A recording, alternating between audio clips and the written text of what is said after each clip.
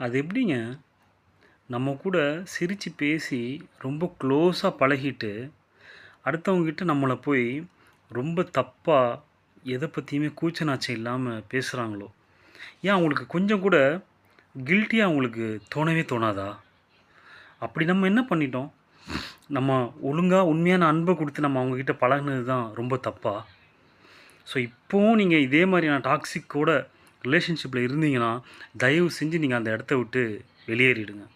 அப்புறம் இன்னொரு முக்கியமான விஷயம், நம்ம லைஃப்ல நமக்கு டிஃப்ரென்ஸ் என்னங்கிறது தெரிஞ்சுக்கணும். எதுக்குன்னா, உண்மையான காதல் எது? உண்மையான அன்பு எது? அப்படின்னு சொல்லிட்டுங்க.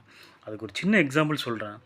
நீங்க வந்து உண்மையான அன்பு ஒரு ஒரு ரோஜா பூ மேல நம்ம வந்து உண்மையான அன்பு வச்சிருந்தோம்னா, நம்ம என்ன பண்ணியிருப்போம் அப்படின்னா, அந்த ரோஜா பூவ வந்து அத புடுங்கி நம்ம தலையில வச்சுப்போம்.